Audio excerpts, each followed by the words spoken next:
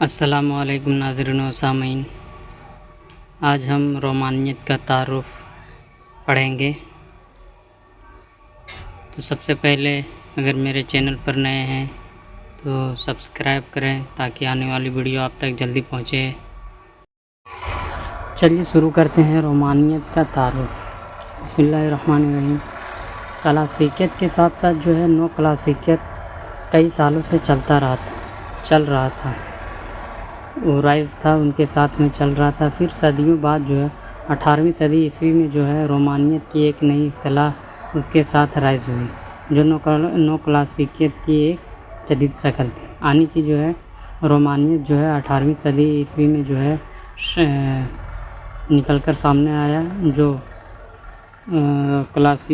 نو کلاسیکیت کی ایک نئی شکل تھی، جسے ہم رومانیت کہتے ہیں۔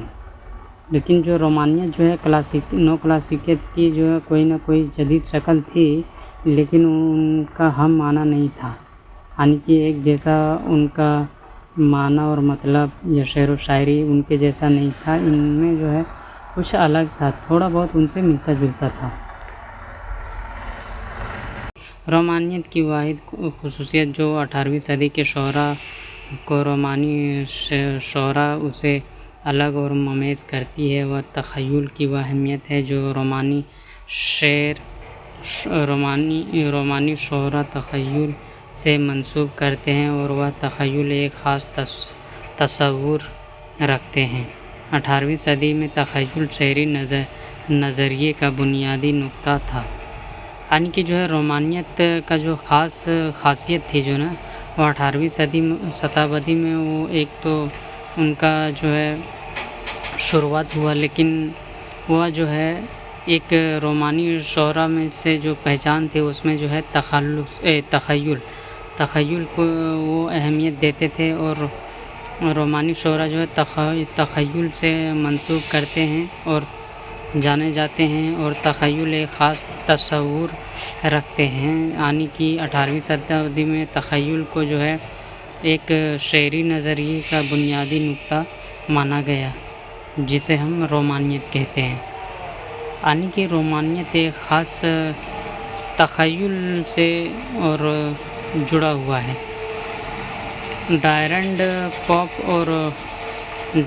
ڈرائیڈن پاپ اور ڈاکٹر جانسن کے نزدیک تخیل کی کوئی خاص اہمیت نہ تھی، وہ تصور کی بجائے فنتازی کے قائل تھے، اور دونوں الفاظ کو بطور ایک دوسرے کے مترادف استعمال کرتے تھے۔ یعنی کہ جو ہے انگریزی شعراء جو تھے وہ تصور کے بجائے، یعنی کہ تخیل سوچ و فکر کے خیال کے بجائے جو ہے فنتازی کے قائل تھے، یعنی کہ فنتازی میں انہوں نے اپنی مہارت حاصل کرتے تھے، اور اپنے شعر و شاعری میں جو ہے دونوں الفاظ کو بطور ایک دوسرے کے مترادف استعمال کرتے تھے۔ یعنی کہ مترادف کا معنی ایسے الفاظ ہوتے ہیں، ایسے لفظ کہتے ہیں جو کئی الفاظ کچھ بھی ہوں لیکن دونوں معنی ایک ہی ہوں۔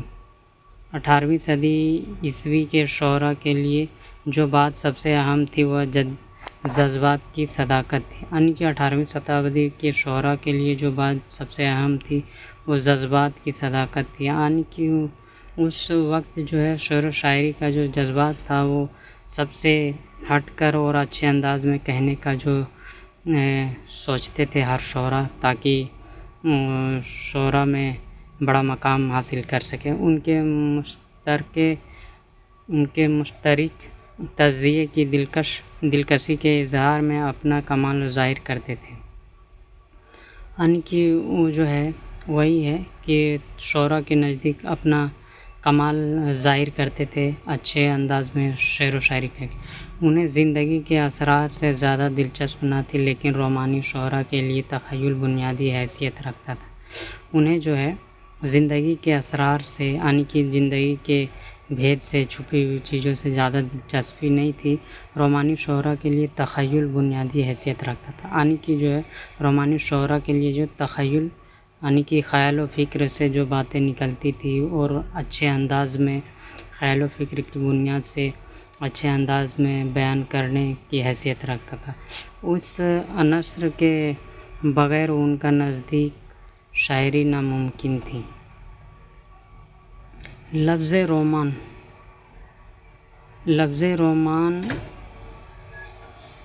رومانی کا استعمال یا اطلاق انگریزی شاعری کے اس دور پر ہوتا ہے، یعنی کہ لفظ رومان جو ہے انگریزی شاعری سے شروع ہوتا ہے اور اس دور سے ہوتا ہے جو 1787 عیسوی میں بلیک کے مجموعے کلام سانگس آف انوسنس یعنی کہ معصومیت کے نغمے سے شروع ہوا، اور یہ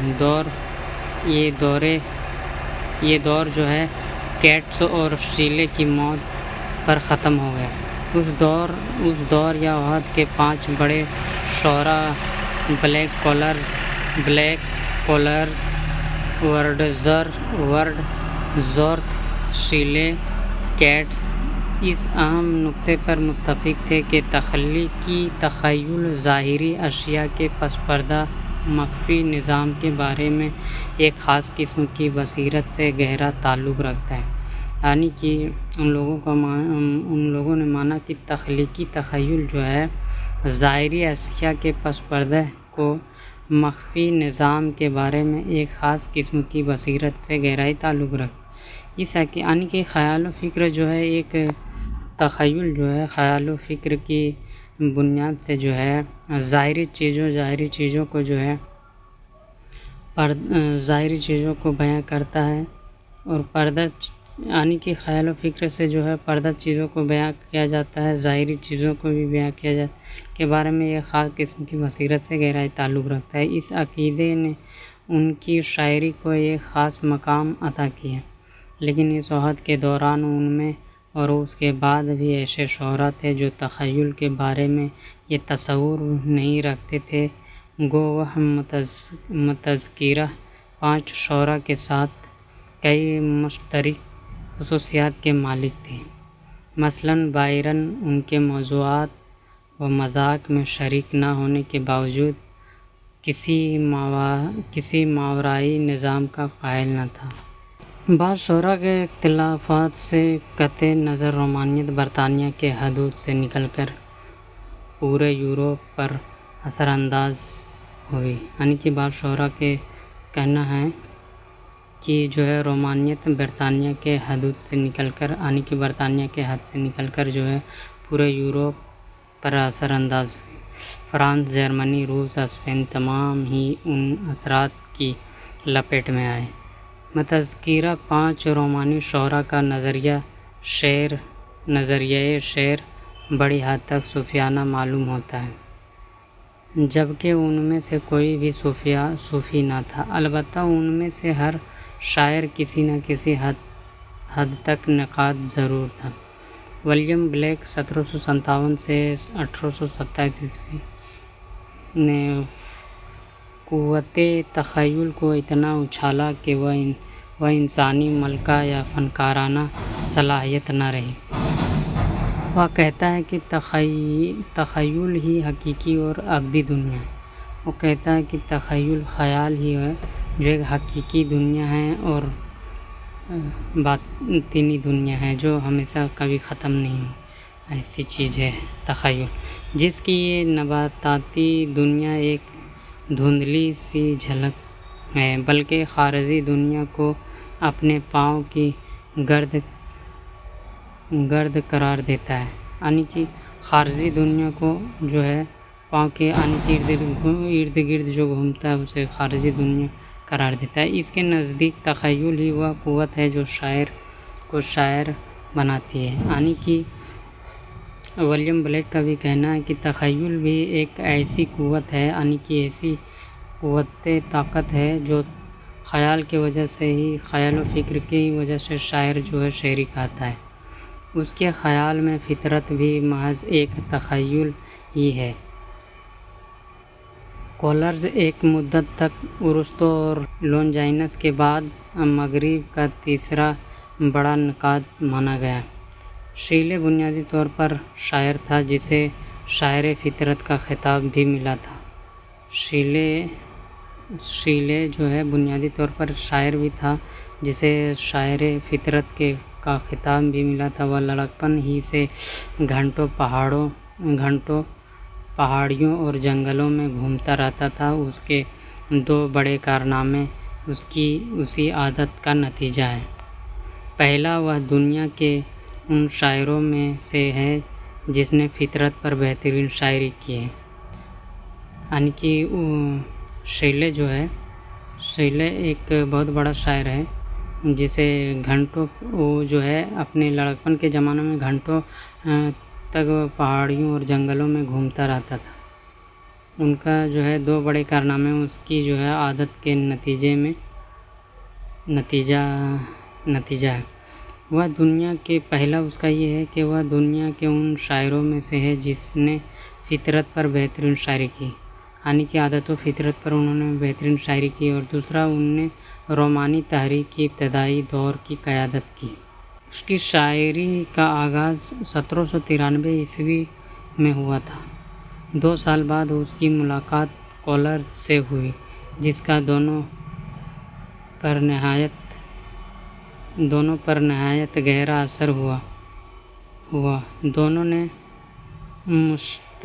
مشترکہ طور پر لیریکل بلٹس 1798 نامی کتاب شائع کی، جسے انگریزی ادب میں رومانی دور کا آغاز تسلیم کیا جاتا ہے۔ اس کے دوسرے ایڈیشن 1800 عیسوی میں ورڈزورتھ کے پیش لفظ کو اس تحریک کا منشور تسلیم کیا گیا ہے۔ اس کتاب نے باقاعدہ طور پر نو کلاسیکیت کے خلاف انقلاب کا اعلان کیا۔ ورڈزورتھ نے اپنی شاعری کے موضوعات فطرت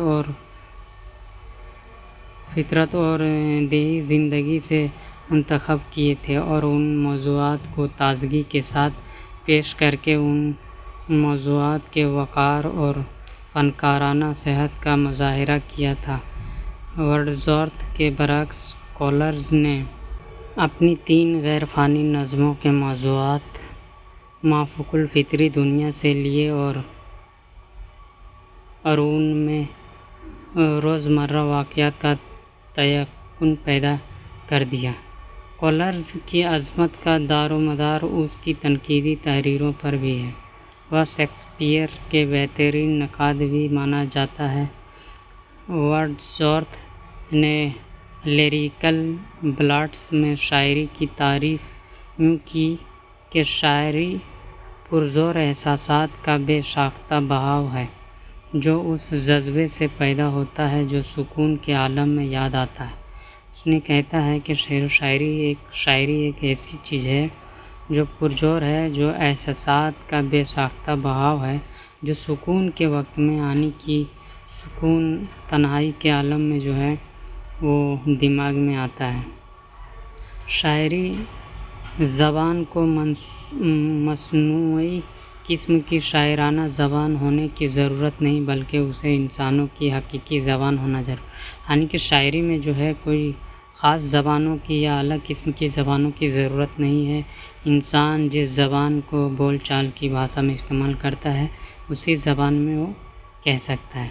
ورڈزورتھ کے اس نظریے شعر اور اس نظریے زبان پر خود اس کے دور میں کولرز نے تنقید کی، اور 20ویں صدی میں T.S. ایلیٹ جیسے بڑے نقاد نے اس سے سخت اختلاف کیا۔ تنقید میں ہر نظریے سے اتفاق اور اختلافات کا سلسلہ جاری رہتا ہے، لیکن ہر نظریے شعر و شاعری کے شاہکاروں میں اضافہ کر جاتا ہے۔ ورڈزورتھ کی شاعری ناہموار ہونے کے باوجود اپنے شاہکاروں سے خالی نہیں ہے۔ آج کی ویڈیو میں اتنا ہی۔ خدا حافظ۔